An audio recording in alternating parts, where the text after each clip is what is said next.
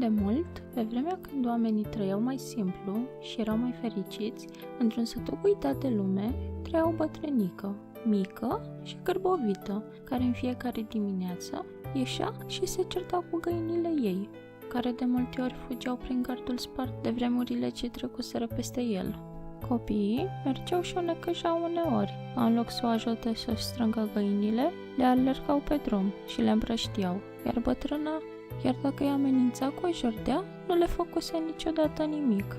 Și tot așa, zi după zi, bătrâna repeta rutina ei și parcă totul era din ce în ce mai complicat, că gardul se sparse și mai tare și mai rău.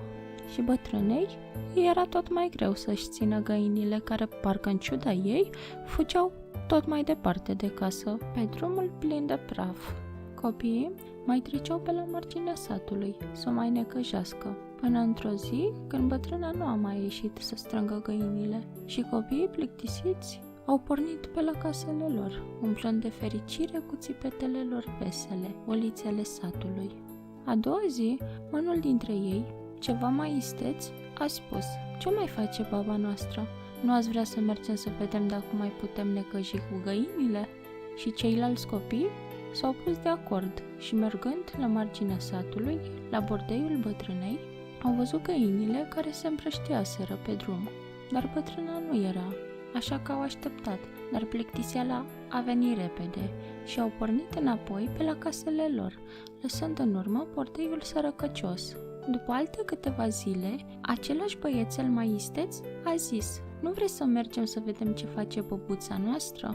Și chiar dacă ceilalți au strâmbat din nas, au acceptat până la urmă să meargă. Și de data asta, bătrâna nu era pe nicăieri și găinile ei erau împrăștiate peste tot. După ce s-au plictisit, băiețelul cel mai isteț a spus, ușor îngrijorat: "Dacă a pățit ceva băbuța, sunt multe zile de când n-a mai sărit-o pe afară. Nu vreți să intrăm să vedem?" Ceilalți copii nu au fost de acord. Și după ce s-au mai învârtit pe lângă gardul bordeiului, pe unde fugeau în drum găinile, au pornit înapoi în sat. A doua zi, băiețelul cel isteț hotărâ să vadă ce s-a întâmplat, când s-a întâlnit cu prietenii lui, i-a rugat să meargă împreună și să strige la bătrână, să vadă dacă e bine, dar promițând că o să le dea să se joace cu jucăriile lui cele mai noi. I-a convins, așa că toți au pornit hotărâți să vadă ce face bătrâna. Când au ajuns la căsuță, totul părea neschimbat, așa că și-au făcut curaj și au intrat. "Mamaie!" a strigat din ușă băiețelul cel ce fusese cu ideea să vină și cum nu s-a auzit nimic, a intrat și a strigat din nou. De data aceasta, o voce stinsă i-a răspuns dintr-un colț: "Da, mamaie, ce e? Am venit să vedem ce faci, că nu te-am mai văzut de câteva zile. Ești bine? Putem intra?"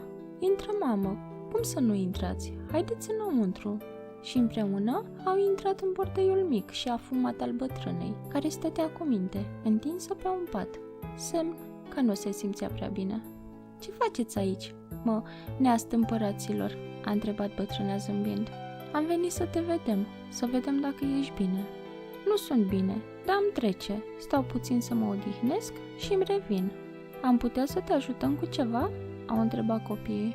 "Dacă vreți voi, uite, puteți să luați ulciorul ăla și să mergeți să luați apă.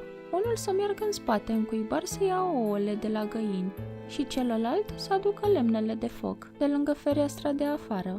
Altul să caute în farfuria aia mică sub ștergar un pumn zdrafăn de urdă și după vă spun eu ce mai aveți de făcut." Copiii s-au învoit și bătrânica îi privea cu drag, cum fiecare dintre ei făcea câte ceva. După ce le-a avut pe toate adunate, i-a rugat să o ajute, să se ridice, să facă focul și ei așa au făcut. După care, într-un castron mare din lemn, i-a pus pe micuții prieteni să frământe făina, cu apă și drojdie, după care au acoperit cu un ștergar curat și au așteptat cu minți să crească aluatul. În timp ce bătrâna le-a povestit cum a sălvat ea odată un pui de pițigoi dintr-o baltă și cum după ce a crescut puiul de pițigoi, bătrâna i-a dat drumul, că locul lui nu era printre oameni și printre pițigoii ca el. După aceea, bătrâna i-a pus să amestece urda cu ouăle și împreună cu ea au făcut plăcinte, din care au mâncat toți și au fost fericiți. După ce au ajutat-o pe bătrână să se așeze înapoi în pat, și-au luat rămas bun și au pornit acasă la ei, fiecare în parte. A doua zi, când s-au întâlnit, au mers din nou la bătrâna care îi aștepta cu drag și au tot făcut așa pentru că bătrâna le povestea câte ceva în fiecare zi.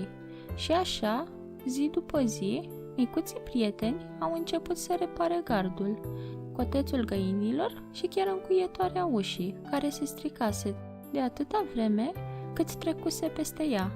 Așa că copiii au început să se simtă vinovați, că o necăjiseră atâta timp pe bătrână și că i-a alergaseră găinile. Așa că au mers să-și ceară scuze, iar bătrâna le-a spus: "Vedeți voi, dragii mei, eu nu m-am supărat pe voi, că nu aveam de ce. Atât mă necăjea că îmi supărați găinile. Ele sunt animale și nu știu că voi nu vreți să le faceți rău. Dar pentru că ați reparat gardul, și ele v-au iertat, sunt sigură. Și eu v-am iertat. De fapt, eu nici nu am fost supărată pe voi, că știu că nu ați vrut să mă necăjiți. Și dacă îmi promiteți că mai veniți din când în când pe la mine să vă mai spun câte o poveste, că n-am pe nimeni cu care să vorbesc. Iar eu vă promit că o să mai fac rost de urdă, să mai facem plăcinte. Și de mere, și de dovleac, și vă învăț și cum se fac. Le facem împreună. Că și voi cei mici, ca și noi cei bătrâni, ne bucurăm mai tare de o vorbă bună decât orice avuție." Și copiii așa au făcut și bătrâna i-a învățat o mulțime de lucruri care le-au fost de folos mai târziu în viață. Eu am fost Alice și sper că și vouă v-a plăcut povestea mea. Dacă da, nu uitați să distribuiți, să asculte și prietenii voștri. Și eu mă întorc în curând cu povești noi doar pentru voi. Bye!